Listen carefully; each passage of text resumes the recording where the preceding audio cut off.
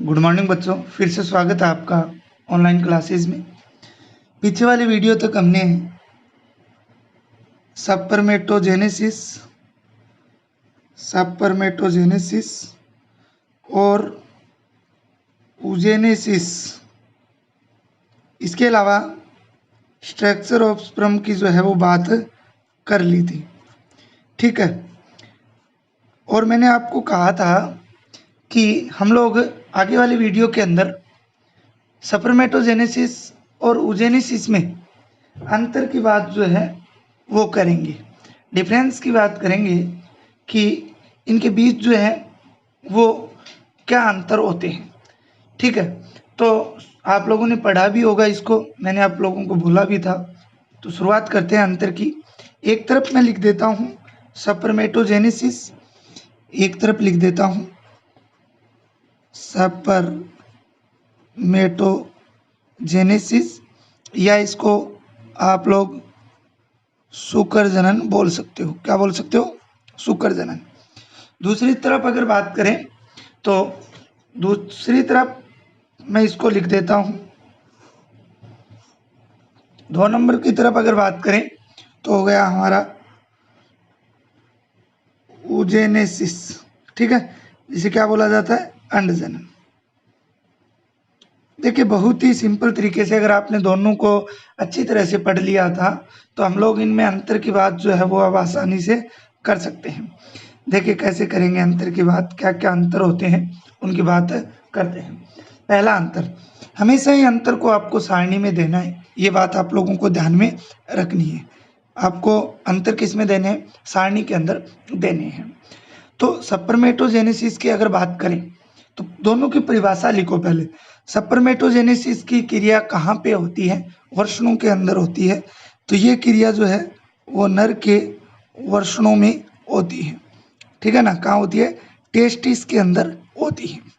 ठीक है, अभी बात करेंगे आगे नर जनन तंत्र की, जिसमें वृषण के बारे में हम लोग विस्तार से पढ़ेंगे। ठीक है, ये क्रिया जो होती है ये कहाँ होती है?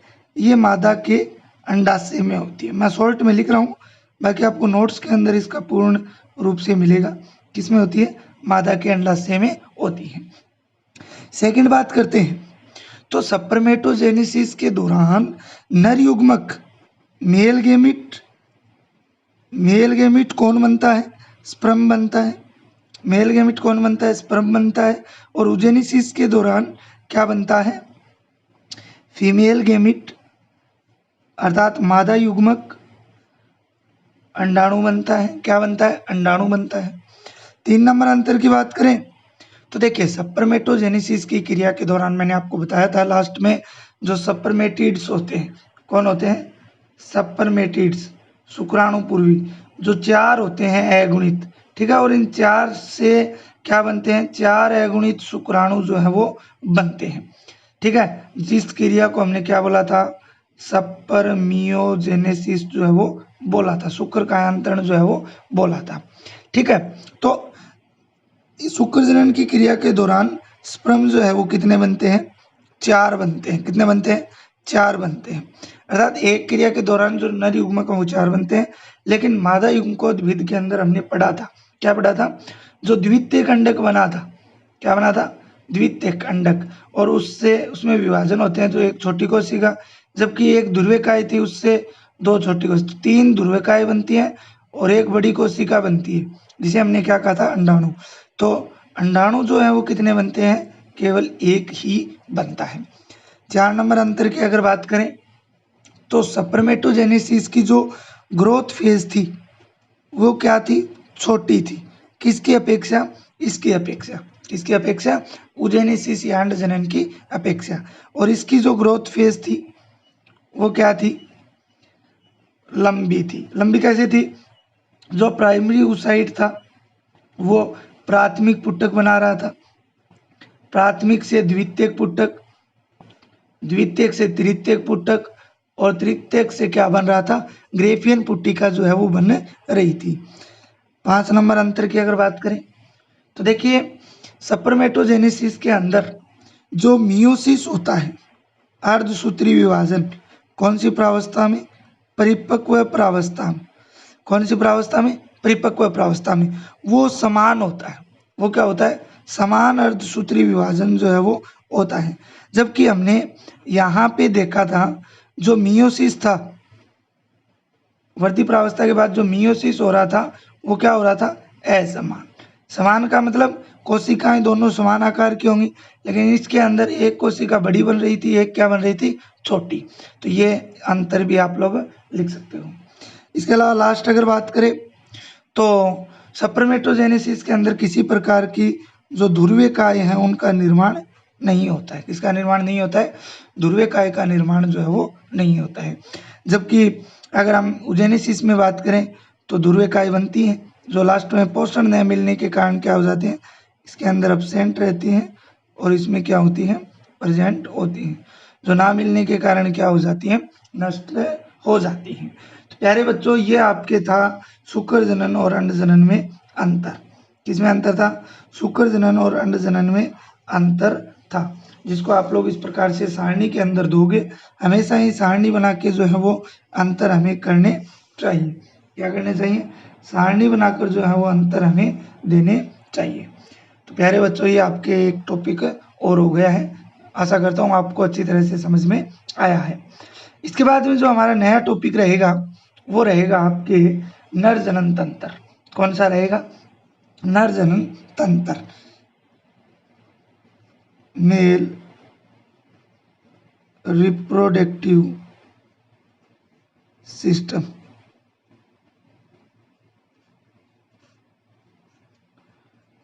नर जनन तंत्र। देखिए, नर जनन तंत्र की अगर बात करते हैं तो आप लोग इसे पहली बार नहीं पढ़ रहे हो। नर जनन तंत्र आपने कक्षा 10 में अध्याय 2 के अंदर नर जनन तंत्र और मादा जनन तंत्र दोनों पढ़ा था, लेकिन वहाँ पे आपने शॉर्ट पढ़ा था। यहाँ पे हम पूरे नर जनन तंत्र की बात जो है वो करेंगे, विस्तार से इसको पढ़ने की कोशिश करेंगे। सबसे पहले तो परिभाषा। तो तंत्र शब्द जहाँ पे आता है, हमारा शरीर सेल्स से बना हुआ होता है। सेल्स मिलकर टिश्यूज बनाते हैं, उत्तक बनाते हैं। उत्तक मिलकर क्या बनाते हैं? ऑर्गन्स बनाते हैं, अंग बनाते हैं। और अंग मिलकर क्या बनाते हैं? तंत्र बनाते हैं। और तंत्र मिलकर हमारे पूरे शरीर का जो है वो निर्माण करते हैं। ये बात आप लोगों को पता है। तो यहाँ पे बात करते हैं कि तंत्र जो है वो किसे कहेंगे? तो अंगों से मिलकर क्या बना होता है? तंत्र बना हुआ होता है। नर जनन तंत्र, हम नर के अंदर बात कर रहे हैं। तो नर में जो जनन से संबंधित अंग होते हैं, किससे संबंधित अंग होते हैं? जनन से संबंधित अंग होते हैं। उनको सामूहिक रूप से, उनको सम्मिलित या सामूहिक रूप से क्या बोला जाता है?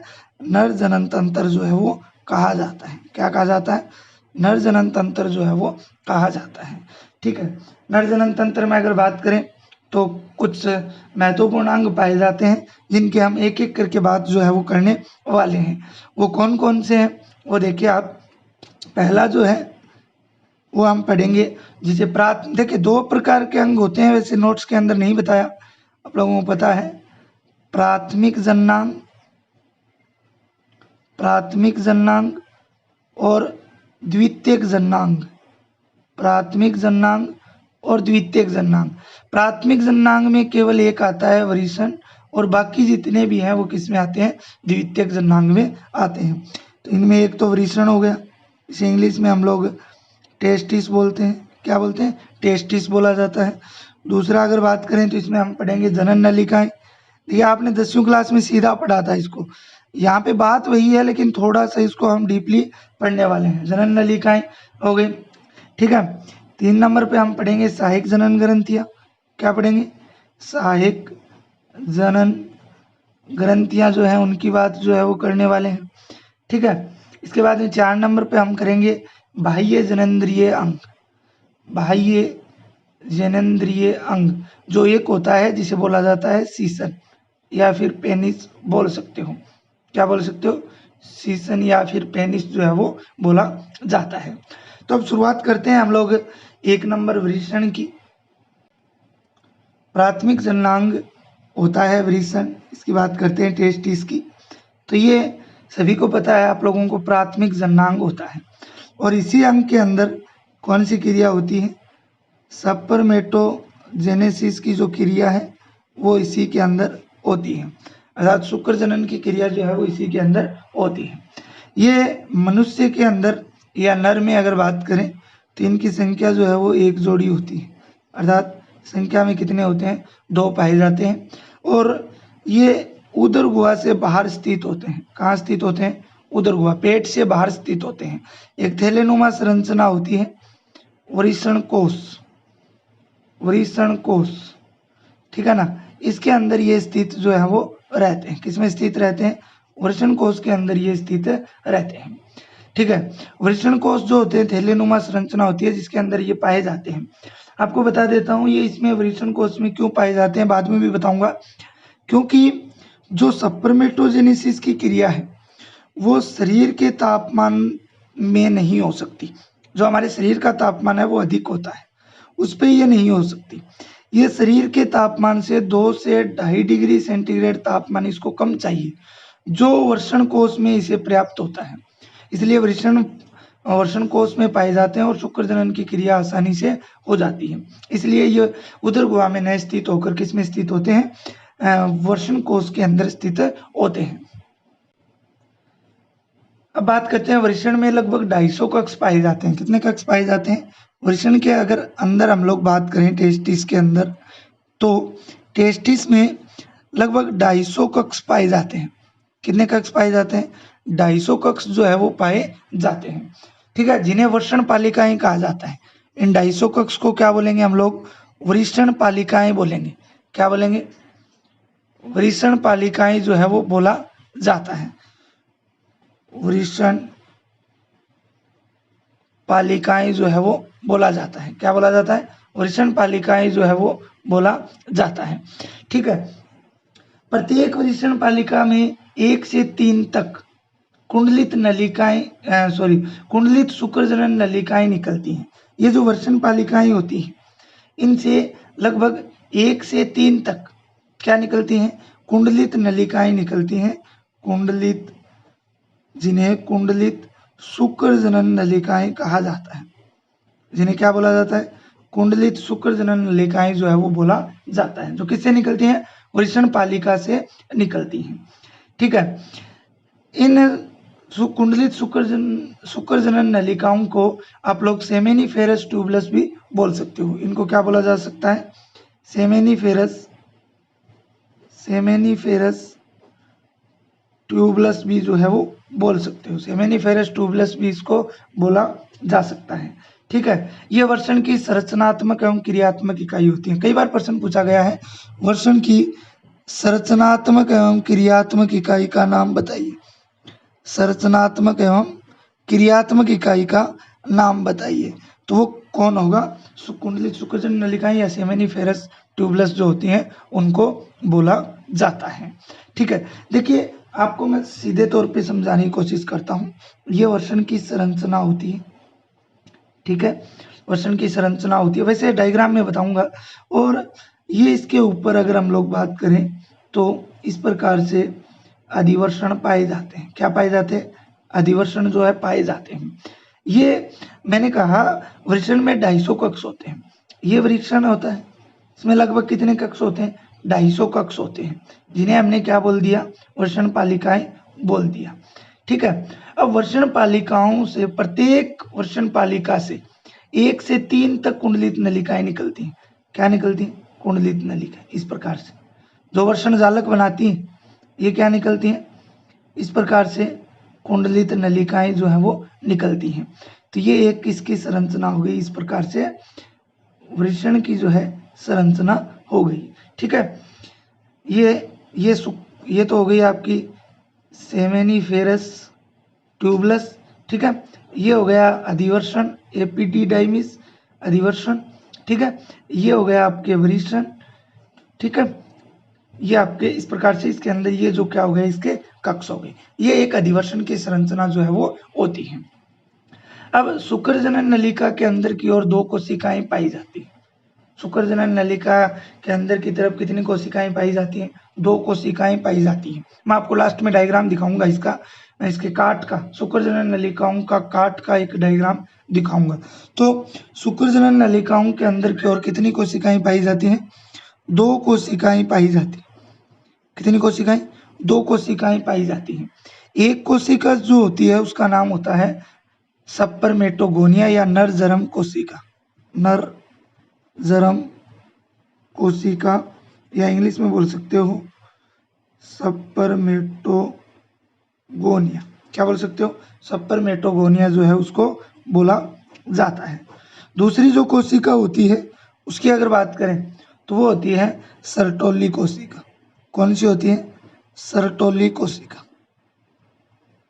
ये दो प्रकार की कोशिकाएं जो हैं वो शुक्र जनन नलिकाओं की, ये जो 1 से 3 प्रत्येक पालिका से निकल रही थी, सेमिनिफेरस ट्यूबलेस, इनके अंदर दो प्रकार की कोशिकाएं जो है वो पाई जाती हैं।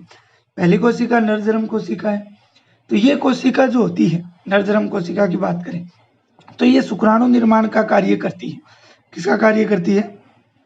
Formation of sperm, formation of sperm. आप लोग याद कीजिए, जब हमने मैच्योरेशन फेज सॉरी जो मल्टीप्लेक्शन फेज पढ़ी थी, कौन सी फेज पढ़ी थी? मल्टीप्लिकेशन फेज जो है वो पढ़ी थी, गुणन प्रावस्था। तो उसमें एक जर्म सेल होती है द्विगुणित, उसमें समसूत्री विभाजन द्वारा दो द्विगुणित कोशिकाएं बनी थी, जिन्हें हमने क्या बोला था? सपर्मेटोगोनिया जो है वो बोला था।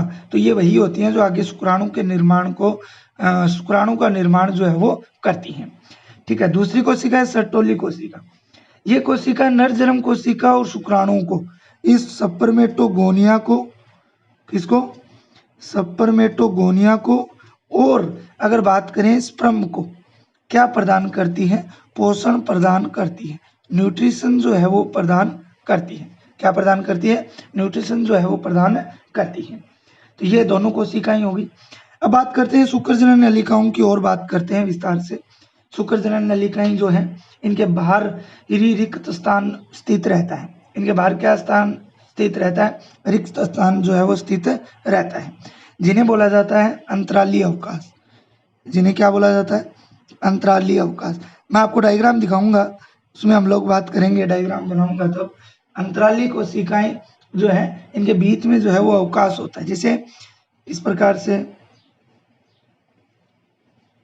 ये इनका काट है। ठीक है। ये बीच का जो भाग आपको दिख रहा है खालिस्तान, ठीक है, ये यही होती है सभी चारों ओर इस प्रकार से। ये हमने काट की बात की। तो ये इनके बीच में जो खालिस्तान है इसको क्या बोला जाता है? अंतरालीय अवकाश जो है वो बोला जाता है। इसके बाद अगर बात करें तो अंतरालीय अवकाश में कुछ दरों उपस्थित रहता है, जिसे अंतरालीय दरों कहा जाता है। जिसे क्या बोला जाता है? अंतरालीय दरों बोला जाता है। ठीक है। इसके अंदर दरों उपस्थित रहता है, जिसे अंतरालीय दरों जो है वो बोला जाता है। ये डायग्राम आपको अभी बनाकर दिखाऊंगा।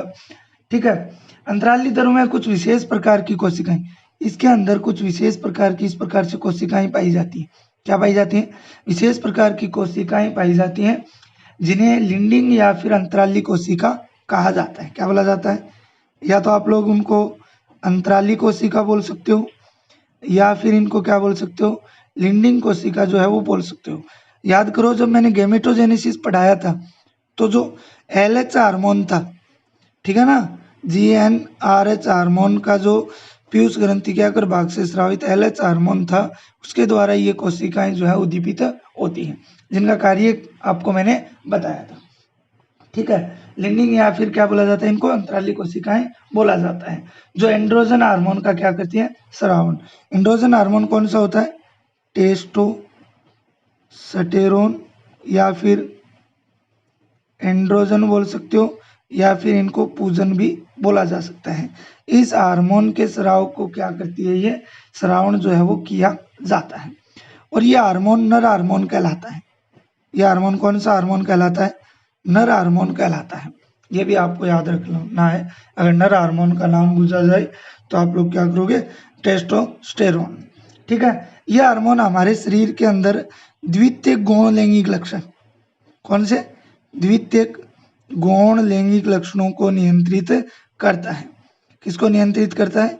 द्वितीयक गौण लैंगिक लक्षणों को नियंत्रित करता है। वो कौन से होते हैं? जैसे दाढ़ी मूंछ का आना, ठीक है, शरीर जनन अंगों पर बालों का विकसित होना, आवाज का भारी होना, त्वचा का तेलीय होना, उन सब का कार्य कौन करता है? टेस्टोस्टेरोन। वर्षण मनुष्य के प्राथमिक जनांग होते हैं, ये आपको मैंने बता दिया। उदर गुहा के बाहर स्थित होते हैं, क्योंकि उदर गुहा का टेम्परेचर अधिक होता है, जबकि शुक्राणु निर्माण की क्रिया के लिए शरीर से 2 से 2.5 सेंटीमीटर सेंटीग्रेड कम तापमान की जो है वो आवश्यकता होती है। इसलिए ये कहाँ स्थित होते हैं? वर्षण कोश के अंदर स्थित होते हैं। अब आपको मैं शुक्र जनन नलिका का जो डायग्राम है वो दिखा देता हूं बनाकर। ये आपको डायग्राम जो है वो दिख रहा है। डायग्राम में आप लोग ध्यान से देखिए। डायग्राम थोड़ा सा मैं जूम करके भी आपको इसको दिखाता हूं, ज्यादा हो रहा है, कम करने की कोशिश करते हैं, चलो है उतना ही रखते हैं। देखिए इसमें ये आपके किसका डायग्राम है? शुक्र जनन नलिकाओं का आरेखीय काट। इसके अंदर आप ध्यान से देखें, मैंने थोड़ी देर पहले भी आपको बताया था, ये एक शुक्र जनन नलिका है, इसका ये काट हो गया, ठीक है, और ये साइड वाली शुक्र जनन नलिकाएं हैं, ठीक है, तो इनको मैंने आधा आधा दिखाया है। ये बीच का जो भाग था, ये इसको हमने अंतरालीय अवकाश बोला था। क्या बोला था? अंतरालीय अवकाश, जिनमें उपस्थित कोशिकाओं को हमने क्या कहा? अंतराली कोशिकाएं, ठीक है, या लिंडिंग कोशिकाएं बोला, ठीक है। शुक्र जनन, ये इनके अंदर संजीव ऊतक भी साथ में जो है वो भरे हुए रहते हैं। ये एक शुक्र जनन नलिका आपको दिख रही है। इसके काट की बात करें तो इसमें 2 प्रकार की कोशिकाएं पाई जाती हैं, ठीक है। कितने प्रकार की? 2 प्रकार की कोशिकाएं पाई जाती हैं। एक तो पाई जाती है सप्रमेटोगोनिया शुक्र जनन कोशिकाएं, जो स्टार्ट में होती है, जो कहा आपको ये स्टार्ट में जो दिख रही है पहली लेयर, ये क्या होती है? सप्रमेटोगोनिया। इनसे आगे क्या बनते हैं?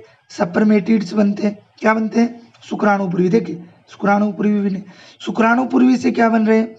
शुक्राणु बन रहे हैं। क्या बन रहे हैं? शुक्राणु। ये जो संरचनाएं मैंने दिखाई है, ये संरचनाएं जो इस प्रकार से आपको इसमें दिख रही हैं, वो क्या होते हैं? शुक्राणु की संरचना होती है। तो शुक्र जनन कोशिकाएं शुक्राणु निर्माण करती हैं। दूसरी, ये जो लंबी कोशिकाएं आपको दिख रही है, जैसे यहाँ दिख रही, ये दिख रही, ये दिख रही, ये दिख रही, ये कोशिकाएं कौन सी होती हैं? ये होती हैं सर्टोली कोशिकाएं। कौन सी होती हैं? सर्टोली, जो इन शुक्राणुओं को क्या कर रही हैं? पोषण प्रदान कर रही हैं। जो इन शुक्राणुओं को क्या कर रहे हैं? पोषण प्रदान करने का काम करती हैं। और ये लास्ट में क्या बन जाते हैं? शुक्राणु तैयार हो जाते हैं। तो प्यारे बच्चों, इस प्रकार से ये आपके शुक्र जनन नलिका का आरेखीय काट होता है। इसके बाद बात करते हैं हम लोग आगे जनन नलिकाओं की। किसकी बात करते हैं? 2 नंबर जो है वो है आपके जनन नलिका। 2 नंबर क्या है? जनन नलिका है। जनन नलिकाएं की क्रिया अगर बात करें, जनन की क्रिया में जो है मुख्य रूप से 4 जनन नलिकाएं जो है वो भाग लेती हैं। चारों के नाम बता देता हूं आपको। वर्षण जालिका, दूसरी जो होती है वो होती है शुक्रवाहिनी। दूसरी कौन सी होती है? शुक्रवाहिनी। तीसरी की अगर बात करें तो वो होती है अधिवर्षण। कौन सी होती है? अधिवर्षण। 4 नंबर अगर बात करते हैं तो वो होती है शुक्रवाहक। इंग्लिश में भी शब्द आपको इनके बताऊंगा मैं। वर्षण जालिका को बोला जाता है रेटेटेस्टिस। क्या बोला जाता है? रेटेटेस्टिस जो है वो बोला जाता है। ये क्या होती है? वर्षण के अंदर हमने बात की थी। तो इस प्रकार से शुक्र जनन नलिकाओं का क्या बन जाता है? आपस में मिलकर एक जाल सा बन जाता है, जिन्हें हम क्या बोलेंगे? वर्षण जालिका जो है वो बोला जाता है। दूसरी है शुक्रवाहिनी। शुक्रवाहिनी को इंग्लिश में बोला जाता है वासा डिफरेंस। क्या बोला जाता है? वासा डिफरेंस, ठीक है। तो वर्षण जालिका आगे वर्षण में बाहर निकलने के बाद कुछ अपनी छोटी छोटी नलिकाओं में खुलती है, और इन नलिकाओं को शुक्रवाहिनी कहते हैं। यहाँ से जब ये निकलती है, अधिवर्षण के लिए जाती हैं, तो ये छोटी छोटी, देखिए फिर से डायग्राम बना के दिखाता हूँ आपको। ये था, ये अधिवर्षण था, ठीक है। अब यहाँ तक तो ये जाल के रूप में थी, ठीक है, शुक्र जनन नलिकाएं थी। आगे चलकर ये छोटी छोटी और नलिकाओं में क्या हो जाती हैं? विभाजित हो जाती हैं, जिन्हें हम लोग क्या बोलेंगे? शुक्रवाहिनी। इसके बाद में बात करते हैं अधिवर्षण की, जिसे इंग्लिश में बोला जाता है एपिडिडाइमिस।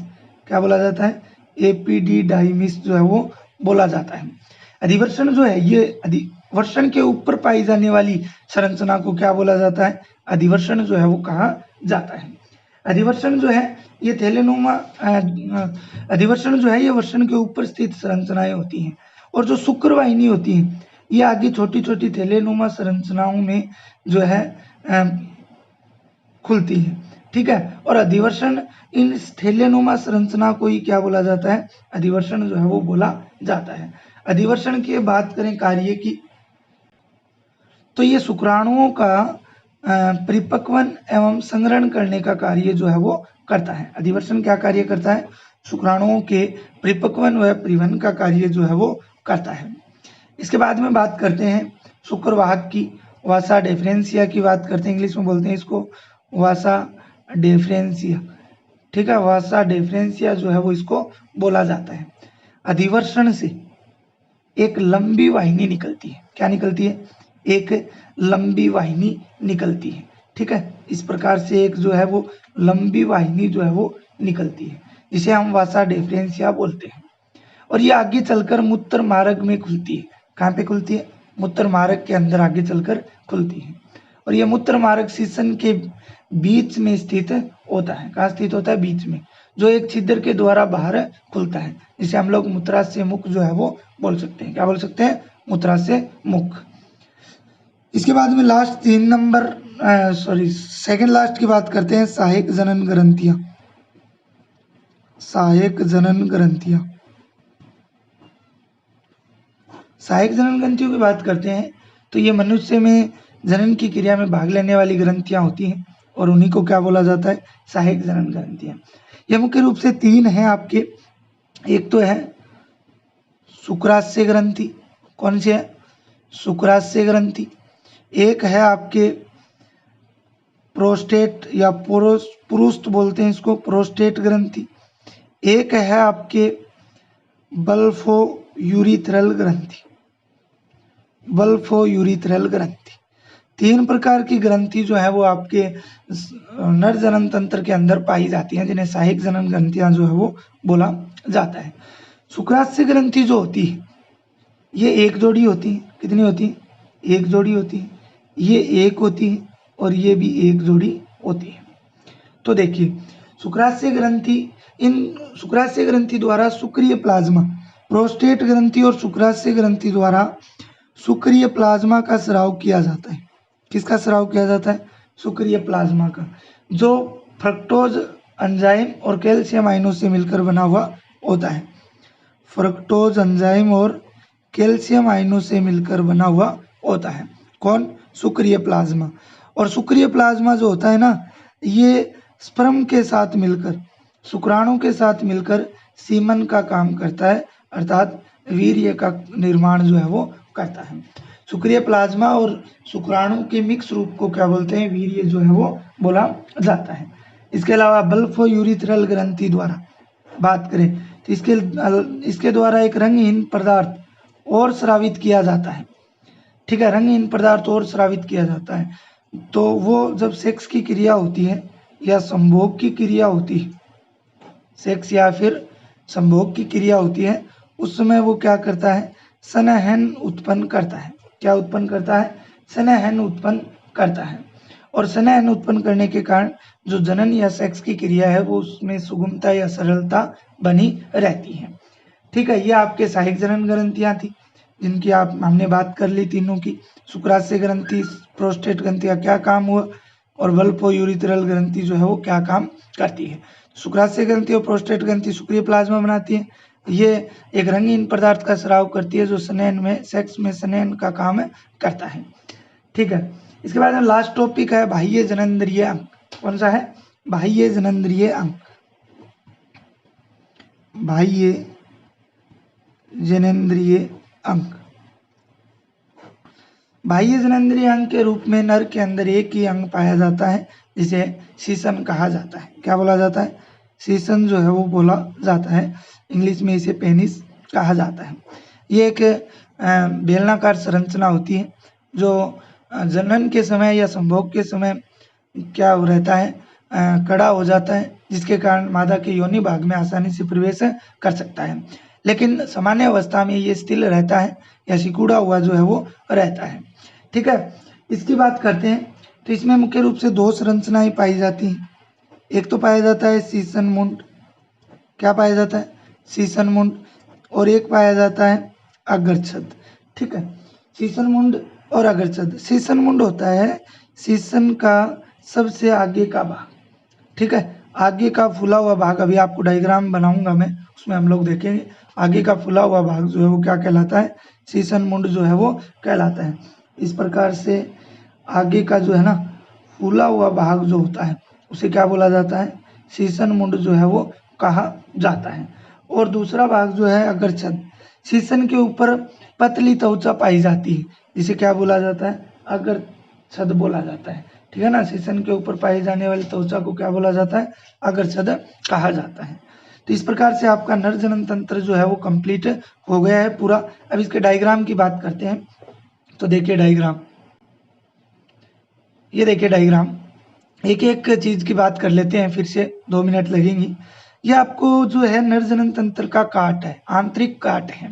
ठीक है, आप लोग एक तरीके का और भी डायग्राम देखते हो, वो सीधा काट होता है, बाहरी काट होता है, ये आंतरिक काट है।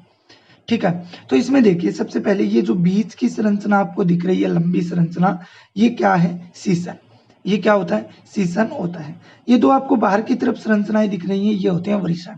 क्या होते हैं, वृषण। ठीक है, तो हम इस क्रम से बात करते हैं। हमने बात की थी शुक्रवाहक, मैंने कहा था कि वृषण की बात करते हैं। ये वृषण की संरचनाएं दो होते हैं। वृषण के अंदर वृषण पालिकाएं होती हैं, जिनसे देखे मैंने यहाँ पे ये दिखाया काट बना के। वृषण जालिका हो गई, वृषण जालिका से शुक्रवाहिनी, शुक्रवाहिनी से शुक्रवाहक। दो, एक तो निकलती है अधिवर्षण से, और भाई दोनों वृषण है उनके ऊपर अधिवर्षण स्थित होते हैं, उनसे एक एक क्या निकलती है, शुक्रवाहक। और ये आगे चलकर इस प्रकार से मूत्र मार्ग के अंदर खुलती है। ये मूत्र वाहिनी हो गई, ये मूत्राशय हो गया। ठीक है, और ये बीच का भाग जो है ये मूत्र मार्ग होता है। क्या होता है, मूत्र मार्ग। तो ये शुक्रवाहक जाकर आगे किस में खुल जाते हैं, इस प्रकार से इस मूत्र मार्ग में खुल जाते हैं। ये आपको दिख रही है प्रोस्टेट ग्रंथि है, ये शुक्राशय हैं दो, एक और दो आपको दिख रहे हैं, ये शुक्राशय हैं। ये कंद मूत्र पथ ग्रंथि हो गई। ठीक है, ये अधिवर्षण, ये शीशन के ऊपर की त्वचा है, अग्रछद जिसे बोला जाता है। ये आगे का भाग हो गया फूला हुआ, जिसे शीशन मुंड जो है वो कहा जाता है। तो ये बिल्कुल सिंपल सा डायग्राम है। अगर आपको समझ में ना आए कि किस प्रकार से इसकी होती है तो आप फिर से मेरे से पूछ सकते हो, या फिर हम रिवीजन में बात करेंगे तब इसको आसानी से बता दिया जाएगा। तो आज के लिए प्यारे बच्चों इतना ही। कल हम बात करेंगे आपके मादा जनन तंत्र की, जिसमें मादा जनन तंत्र को हम लोग कंप्लीट रूप से पढ़ेंगे। तो आज के लिए इतना ही, धन्यवाद।